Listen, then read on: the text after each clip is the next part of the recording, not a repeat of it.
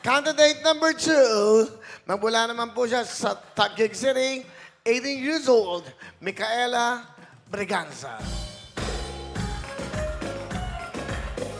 Magagaling ang mga sumasali po sa ating Miss Laxwhite. Very bright, smart. Micaela, hi Micaela. Hi, Will. Say hello to everybody. Binabati ko nga po pala ngayon yung mga nanonood ngayon sa Tutok to Win Live. Hello po sa inyo. Binabati ko rin po pala ngayon lahat ng mga sumusuporta sa akin. Take care po sa inyong lahat. Okay, senior high ka. Yes po, I'm senior high. At mahilig ka daw mag-taekwondo, is that correct? Yes po, nagtitaekwondo ko, Willie, sa may... Bakit? Kasi po, ngayon sa panahon po natin ngayon, kailangan natin, Willie, ng meron tayong Self-defense. Yes, self-defense, Kuya Will, lalo na kababaihan, parang mababa ang tingin ng iba kapag kababae ka. Parang mahina ka, di ba? Kaya gusto ko, ayun, pinag-aaralan ko sa bahay. Ikaw ay taga-Taguig. Yes, taga-Taguig ako, Will. Matanong ko lang, ano ba, you have a business with your family? Ano bang trabaho ng papa at mama mo? Ang trabaho po ng papa ko is magsasaka po siya sa Laguna. Mayhay, Laguna. Okay. Nanay? Si mama po, nagtatrabaho naman po siya sa may casino po. Hindi ko po alam kung ano po, basta sa may casino po siya. Ayan. Bakit ka sumama sa Miss Laxwhite? Sa totoo lang, Kuya Will, sumali ako dito sa Miss Laxwhite kasi dito ako nakikita ng mga tao na masaya sila, which is masaya din ako. And also, masaya sila na kapag lumalakad ako sa harapan nila, kumakaway ako sa harapan nila. At syempre, para pa sa akin, nagbibigay yun ng inspirasyon para sa kanila. Ganda. Yung hair mo ba talagang pinaiklian mo o mas mahaba ba ang hair mo dati? Mahaba po tong hair ko dati, hanggang dito yan, Kuya Will. And nagpagupit lang po ako noong 2020, October po. Yan. Bakit mo naisipan magpagupit?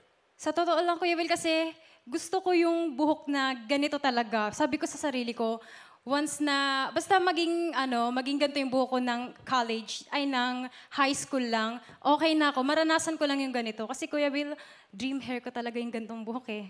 Ayan. Pero bagay sa'yo. Salamat, Will. Alam mo, ang galing mo mag-declaim. Ano title ng declamation mo kanina? I am a Filipino. Bakit hindi mo tinagalog? Ayun lang. Kuya Will, kasi... Bakit hindi mo tinagalog? Isa akong Pilipino.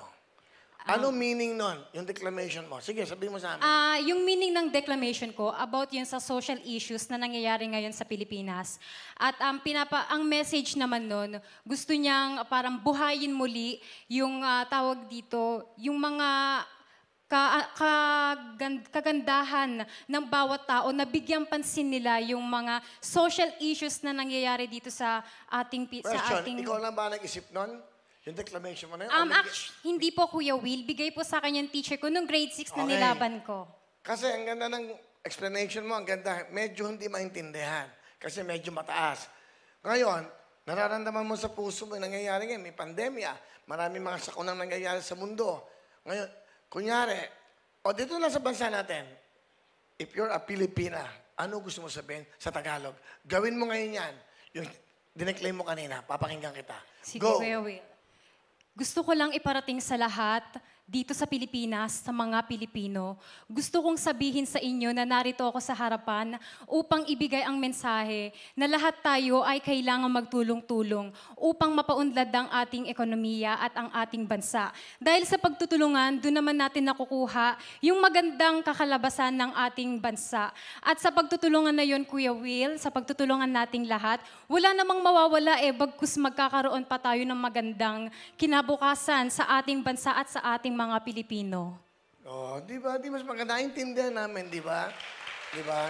Salamat, Will. Saka pag nagde-declaim ka ng bawat salita, ng bawat katulad ng mga lumang Tagalog, sana dumadaan tayo sa mga dagok ng kalungkutan. Yes. Hanggang gagamitin mo yan. Yes, Will. Di ba? Salamat. Yung mga salitang, dapat malalalim Tagalog. Yung sakit ng kalingkingan, ginhawa ng damdamin. Ganun dapat. Ano ibig sabihin nun? Kahit na nahihirapan ka, kung may napapasaya ka, ginhawa naman ang pakiramdam ng damdamin mo. Yes, tama. Dapat Tama nga ganun naman. mga sa pagkakataong ito, hindi tayo dapat naghihilahan pababa. Pataas. Yes, pantay-pantay dapat lahat. Kasi pag pataas, mataas. Ayun. Okay, ito ang iyong question. Yes. Palagi ka, Lord, ang hilig mo sa babe. Yung ba tawagan nyo, puro ka babe. Yung mga tanong mo, ayoko ng babe. Ikaw na nga, bumasa nito. Oh, love na lang, mahal. Babe. Oo nga babe. Mahal. Ewan ko, ikaw, bahala ka na. Oh, babe. Okay. Babe, ang tawagan niyo ng boyfriend mo. Pero tuwing magkasama kayo, honey ang naitatawag niya sa'yo. Kakausapin mo ba siya tungkol dito? Babaw naman ang ano mo. Di ba? Huwag na yung mga ganun tanong, Rod. Ang babaw, takot ka sa asawa mo. Kaya mga tanong mo, safe na safe. Huy, tigil mo. Eto na lang. Yung boyfriend mo, lumalakad kayo, may lumapit sa kanya. Sino yan? Oh, okay, sino yung kasama mo yan? Hindi ba tumawag sa akin kagabi, magkasama tayo? Ano reaction mo? Sa totoo lang, Will, magugulat ako.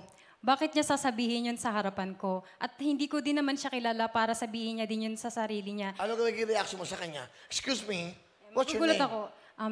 Sino ka ba para sabihin yan sa harapan ko? Sa amin dalawa ng boyfriend ko. At saka... Boyfriend? Hindi mo yan boyfriend. Kagabi lang kasama ko yan. Ganun At ba? ang sabi niya sa akin, wala siyang girlfriend. Bakit sinabi mo wala kang girlfriend? Nakikita mo naman itsura ko, ang ganda-ganda ko para sabihin mo wala kang girlfriend. Kailangan, Kuya Will, maging palaban tayo. So, ang ano mo, paglalaban mo yan. Oo So, naman. makikipaghiwalay ka ba? Ano ba gagawin mo? Siyempre, unang-una kakausapin, hindi agad maghihiwalay. So, ibig sabihin, magiging, ano ka, kumbaga, respetadong babae. Yes, edukadong babae muna ako. And then, kakausapin ko muna. huwag naman sabihin ng boyfriend mo, sumama siya, I'm sorry. Hindi na kita gustuhan, hindi na kita mahal. Di ibibreak ko siya. Ang ganda-ganda ko para sabihin niyang hindi na niya ako mahal. Madami Sino pa may lang sabi iba sa'yo dyan maganda ka? Madaming nagsasabing maganda ako. And sa sarili ko, nagaganda ako sa sarili ko. Mismo. She's pretty. From Taguig City, 18 years old, Micaela Brigasa. Thank you, Micaela. Will?